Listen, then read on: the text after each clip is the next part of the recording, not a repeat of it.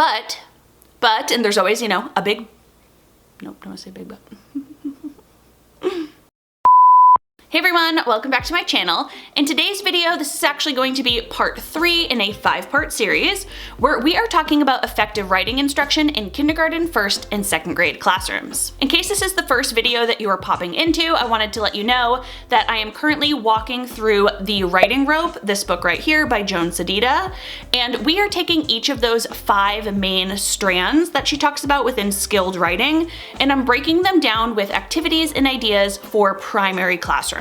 So the first video I did up here, we started with transcription, where we talked about spelling and handwriting in K through 2. Last week I did a video about critical thinking, where we talked about idea generation as well as the writing process. And in today's video, we are talking all about syntax. I am really excited for this video because when I think about what I want my 1st graders to be able to do at the end of the year, is I want them to be able to write a solid, detailed sentence. And I want them to be able to do that a few different ways, right? I don't want to start with a simple sentence. At the end of kinder, I would love if those kindergarten students could write a simple sentence and have, some fluent handwriting. Then I feel like we can expand upon that in 1st grade. So we're gonna write a variety of sentences, and I wanna make sure that my students really understand how to create sentences. Then when we move up to 2nd grade, now that we've developed all sorts of different types of sentences, topic sentences, we have sentences that give reasons, so on and so forth, then I want them to really be able to craft and get better at paragraph writing for them to go into 3rd grade. Those are just my general kind of goals in kindergarten, 1st, and 2nd. Let me know your thoughts on that below. Do you have the same goals as me? Do you have different ones? Let me know. For the purpose of this video, I want to make sure we are all on the same page. So when we are talking about syntax, we're talking about a system or arrangement of words and phrases that make up a sentence. And so here on the writing rope under the strand, we are going to talk about grammar and syntactic awareness. We're going to talk about sentence elaboration, and we're going to talk a little bit about punctuation. I have lots of activities to share with you today, so if you're ready to dive in, give this video a like, subscribe to my channel, and let's get started.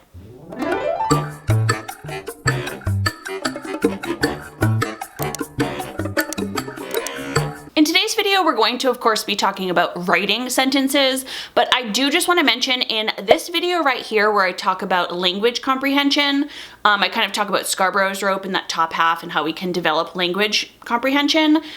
When we develop our students' syntactic awareness, it also increases their comprehension. Meaning if we look at important sentences in books and we understand kind of how the words work, we can look at vocabulary, we can figure out why the author put the words, in the order that they did. It increases their overall comprehension. So not only is syntactic awareness going to be very important when we are crafting our own sentences, it's also just a great skill to have for our students to kind of develop that grammar ear, what our writing should sound like, and what it should sound like when we are reading other texts. Just wanted to quickly point out a reading and writing connection because there are so many, of course, and they are all connected. So just another benefit of learning syntactic awareness. Now, for a long time, teachers have taught sentence construction, syntactic awareness, and grammar kind of independently and in isolation. This is probably not surprising to you. When you grew up, you probably learned things this way. You may have had to identify different verbs in a sentence or different sentence parts. Maybe you had to look at different sentences and determine what type of sentence it is. These types of activities. Now, I'd like to point out that it is not inherently wrong to do these types of activities. In fact, a little bit of explicit instruction and being able to identify these things is good. But the caveat with that is that if we are only teaching our students through those types of identification activities that are kind of happening in isolation, and we aren't giving our students enough time to authentically practice these things within their own text and coming up with their own sentences and basically actually writing and practicing these things, then it's not clicking for our students. Research has shown that when we only teach grammar in isolation, students don't necessarily apply it to their own writing. And I think at a basic level that really makes sense. When I think of these activities that I'm having students do, like trying to identify the nouns in a sentence, I'm teaching them a skill to identify, right? I'm thinking of that action verb instead of generating nouns and using them correctly in a sentence, which is an entirely different skill that I want my students to be able to do. So you always want to think, if the end goal is to use nouns or create sentences with a subject and a predicate correctly in a sentence, you want to make sure you're not just teaching them how to identify it, but you're teaching them to actually do it. So again, I want to point out that you do want to explicitly teach your students what these are. You probably want them to be able to identify it so they understand what it is. But then pretty quickly, if they understand what a noun is and they're able to identify it, have them use it in a sentence. Before giving you some ideas and activities to do with your students, I just wanted to point out those two things. That number one, it is not inherently bad to go ahead and, teach those explicit lessons and have students identify those things in isolation for like your first couple lessons. But then you very quickly want to move on to using the skills you're teaching in authentic writing tasks. So the question is, what might that look like in kindergarten, first, and second grade? Well, let me show you some of my favorite activities. All right, so a few years back, I created an entire sentence writing unit where I kind of walked through some different steps on how to teach my students about writing sentences and how to actually craft their own sentences. So I'm going to show you some ideas and activities from that unit. First and foremost, of course, these activities are included in the SJT Writing Club along with all of my writing activities and lessons. These are also included on TPT, but also I just want to remind you that when I show you these activities, that's because I've already created them. But that doesn't mean you need to purchase them from me. I will, of course, have them linked down below in case you want to, but I'm saying that because these are just the types of activities that you want to teach your students. So if you already have a writing curriculum that teaches about sentences, see if they have activities like these. If you are creating your own and you want to be resourceful, try to make activities like these. So I'm just going to give you the ideas and you can see what they look like, but always remember that you can definitely create these yourself. Here's the beginning of the unit where I explain what types of activities are going to be included. I want students to explain what a sentence is. I want them to be able to identify different parts of a sentence. I'm going to model how I write a sentence and the steps I take to do so. Students will create their own sentences, of course, and then I want them to take those simple sentences and expand them to make super sentences. So that's just kind of a walkthrough of the types of activities I will include. So first, of course, we want some explicit instruction in terms of what a sentence is. And I like to use this anchor chart right here. I say that it is a group of words that share a complete thought. And then this is where I share that we usually have two parts, a naming part and a telling part. The two sisters went for a run. And then underneath I kind of highlighted each part and color coded it. We have the naming part, which is who or what in the sentence, the two sisters. We have the telling part, which is the action. What is the naming part doing? They went for a run. And then I do always point out our capitalization and punctuation. Our sentences should start with a capital letter and end with punctuation. This is my expectation of my students, right? I am explicitly teaching what this is. It should have these two parts. It should start with a capital, end with punctuation, and this is what I want you to create. Some activities I like to do after this are going to be identifying naming parts and telling parts, as well as mixing up naming parts and telling parts to kind of practice that syntactic awareness. So here is an activity I like to do called Mix, Match, and Illustrate. And essentially I just create a bunch of naming parts and telling parts. I have them here already that you could print out on different color paper if you want to, but again, you could just use sentence strips and write down some naming parts and some telling parts.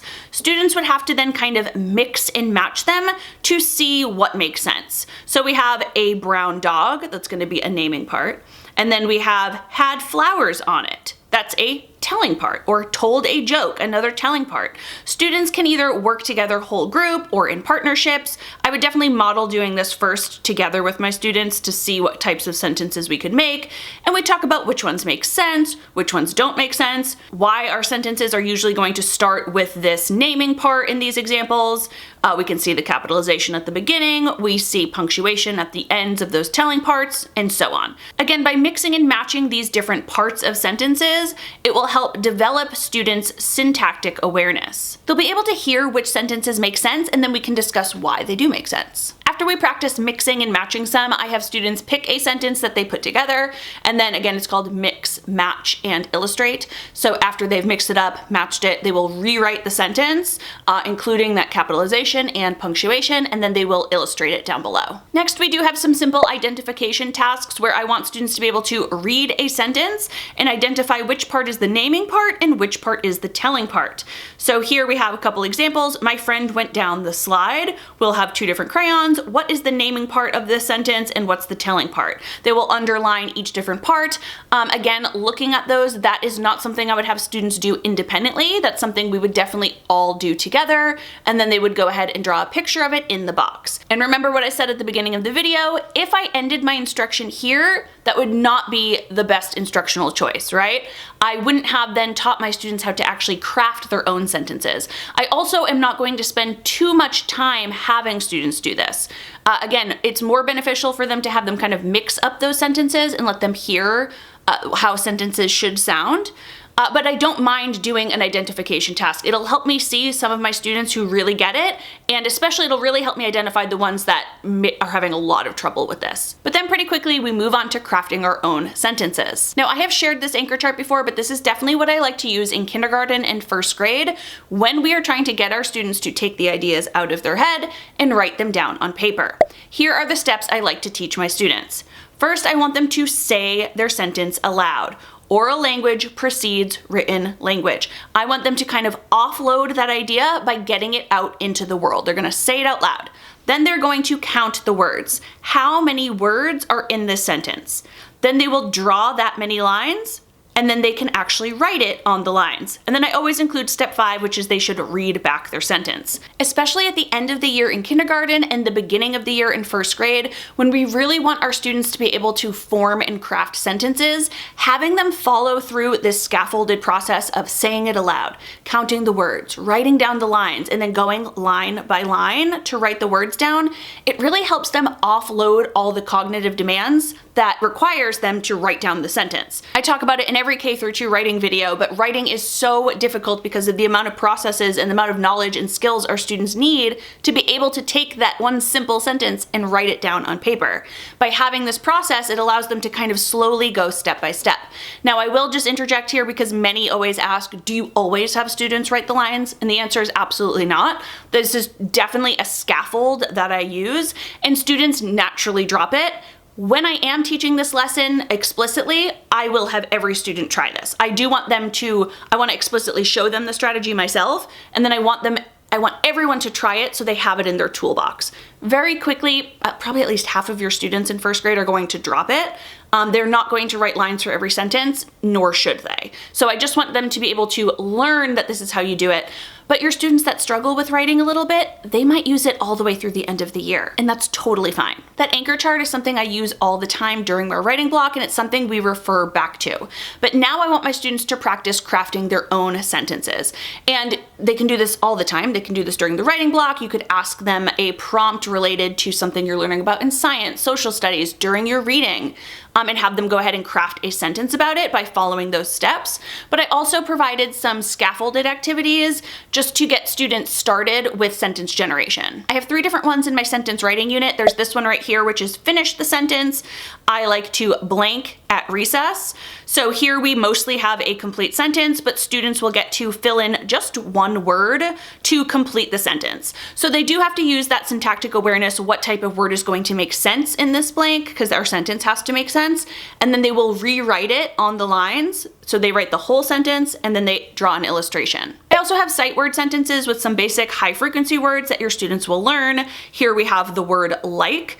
Of course, I would do this after I've already taught this word, probably right around the time I taught this word, and students would have to generate a sentence using that sight word. Last, I love illustration sentences where students will look at an illustration. They will again have to come up with a simple sentence. They can follow those steps as needed. Then they can write the sentence down and color in the illustration. Now, I also just want to point out at the bottom of each of these sheets, we do have an editing checklist. It is very important for your students to learn how to edit at the sentence level before just waiting until they write like an entire book to go back and edit during like a writing workshop type process.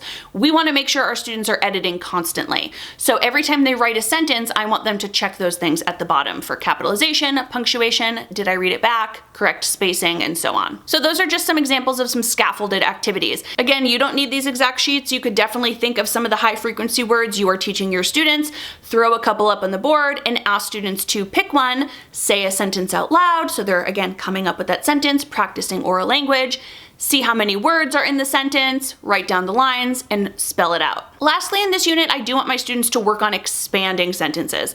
Now, in kindergarten, we're gonna stick with some pretty simple sentences, but you may have some students that are ready to make it juicier, is what I usually say, make it a little more interesting. In first grade, I always want my students to take a sentence, make it better. And this is really simple to do using question words. So here are some example activities where we will start off with one simple sentence, the king laughs. Usually when I show this to my students, I talk about how this is a complete sentence. We point out the naming part, we point out the telling part, but then we say, how can we make this more interesting to the reader? So I have all those question words up top, and I challenge students to add at least 2 details to their sentence using the question words. Again, we completely do this whole group many, many times first, so my students understand what this looks like, and walking through this process whole group with oral language is equally important as it is writing. If our students don't have the ability to think the sentence in their head or say it aloud, they don't have the ability to write it down on paper. So practicing these types of activities orally is a great activity to do with your students. So whether a page like this is handed to each student and we kind of do it all together and then copy it over and then they illustrate, or if this goes into a writing center or just with some of your higher students that are able to do this, that is up to you. You can see how your class does. But these are some examples of ways I like to take my student sentences and make them even stronger. Now, I do want to point out that those writing examples were like random ones. The king laughs, that's not from anything. That's going to be a great example activity for you to do with your students, but you can make that even more beneficial by choosing sentences from your students' writing. So when you're pulling your students back, if you have students that are working on this skill by expanding sentences, you think they're ready for this, pick a sentence from their writing. And then let's talk about those questions. Ask them the question words, get them to generate ideas, and see how they can go back and add it to their own writing. You always want to make sure you're taking what you're teaching and actually applying it in authentic writing tasks. So those activities in my sentence writing unit are effective and they are great, but I have a few other ones that I actually just added to the SJT Writing Club that I am so excited to do next year with my first grade students. And I made these basically as writing warm-ups. So we do a warm-up all the time, right? We do phonics warm-ups. So I do math warm-ups through a math talk. And I really wanted to create some slides that would allow us to talk about writing on a more consistent daily basis. Before we go into our own writing pieces. So right now I have 7 different types of warm-ups and I have more that I am currently creating and developing, but let me just show you what they are real quick. First up, we have sentence scrambles. Now I've talked about these so many times, but these are great for having students practice syntax awareness, punctuation, comprehension, as well as capitalization. So here essentially we are going to see if we can put these words in order. We have cat, on, sat, the, mat. And I say this every time, but what you will notice here is that I do have a capital somewhere in there and I will have punctuation or ending punctuation in there as well. So this is going to give our students some clues about how this should be done. Now I want to point out that these slides are writing warm-up, so we will definitely be doing them whole group. They won't take long. We'll do 1 or 2 slides a day and we will really just discuss, how we know the words go in that order. Sometimes you get a sentence where you can switch around a few words and we talk about that as well. But I also have these decodable sentence scrambles that are in my SJT Literacy Club as well as my SJT Writing Club. And these are meant to be done independently or in small groups because they are decodable. So they are broken up by phonics skill that you could definitely have your students practice on their own. I actually think I put them on TPT too, so if I did, I will link them down in the description. The second writing warm-up is, can you turn this fragment into a sentence? It is very important for our kindergarten and first grade students to be able to understand what a fragment is and how it differs from a sentence. Students should be able to see that eats his lunch is not a complete sentence. It is missing some parts based on what we've taught them. So now here we can have students actually generate a sentence using this fragment. So as a class, we will come up with some different ideas and we will write them down on the lines. This is a type of activity that instead of having students just identify fragments versus sentences and like showing them both and saying, which one's a fragment, which one's a sentence, again, not a bad activity, but instead of just doing that, we can take a fragment, we can recognize it, and turn it into a sentence. That's going to be more authentic because in their writing, they might accidentally write a fragment. I can point that out to them, and then we can say, hey, how can we turn this into a sentence? So take a fragment, turn it into a sentence. Next up, we have, can you turn this into a super sentence? Now, this activity is just like what I explained earlier, but it's just set up in a warm-up way where we can talk about writing together and we can come up with different super sentences and write them down. So we start with the very basic sentence, Sam went to the park. That would be pretty typical in kindergarten and first grade. Let's see how we can make that more interesting. Again, just to point out here, these are some basic examples. If you want to integrate it into what you're actually learning, you can make it even more impactful. So you might say, let's pretend you're learning about penguins. You might say, penguins are birds. Okay, good. We know that. We learned that. That is a fact. That is a complete sentence. But how can we turn that into a super sentence? Where do they live? Give me more information, and we can use what we know to then create a super sentence. So again, just some ideas to start with. Next, we have sentence combinations, and I have also talked about these before. I have an entire separate writing center where students can go ahead and combine different sentences using different words that they've learned. So here we have and, Beth had cake, Beth had pizza. How can we combine these sentences into one more detailed sentence using the word and? We also do this with because and but. Now, I also wanted to include some different genre type writing. So here we have, can you write a narrative sentence? And we have a picture of a girl playing basketball. So here I just want to hear what my students would say and come up with a sentence that's kind of telling a story about this image. Not only will students have to write their own complete sentence, but they will also have to recognize that a narrative is a story. So they should kind of be describing what's happening or maybe going to tell me what will happen next. They can come up with so many different ideas for how they want to make this sentence. But again, it's kind of in the narrative genre. Same for this one with informative writing. We have, can you write an informative sentence? And I have a picture of a bird and a treehouse. So students will have to think about what they know. So they'll have to recognize that they want to share a fact about this and come up with a sentence. Last, we have the same thing for opinion sentence writing. This is going to be great for generating some topic sentences where we really state our opinion. So students might look at that popcorn and they might say, I love having popcorn with tons of butter. That would be my example sentence, so they kind of already recognize that I want more than I like popcorn or I do not like popcorn. So I would give them a little head start there, and then we can talk about how to create super sentences when we are sharing our opinions. And the last one I have right now is just another image, and it says, can you think of a question to ask? So here I want my students actually generating questions. When you think about that type of activity, students have to recognize what a question is. They have to recognize that a question mark goes on the end of it, how a question differs from a declarative sentence, and so on. So instead of just having students, read different sentences and identify which ones are questions or which ones are exclamatory and so on, here they have to actually generate them themselves. Like I said, I am so excited about these writing warm-ups. If I already have them packaged and ready for TPT by the time this video goes out, I will include them down in the description below with a link, but if not, they are in the writing club already, and like I said, I can't wait to use them with my first graders next year and just spend a couple minutes each day really just discussing these writing warm-ups. They are going to all be about sentence construction, grammar, and syntactical awareness. Okay, so there you have a ton of different ideas and activities that you can use with your K-2 learners to help them with this syntax strand. I think the most important thing to remember is that we are explicitly teaching our students what syntax is, what a sentence should look like and sound like, and that we're also giving them plenty of opportunities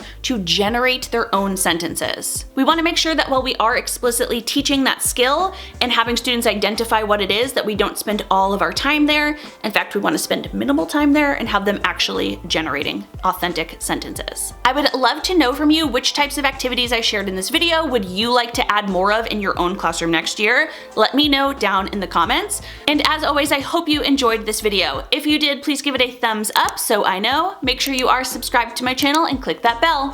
That way you're notified of every new video. See you in the next one. Bye.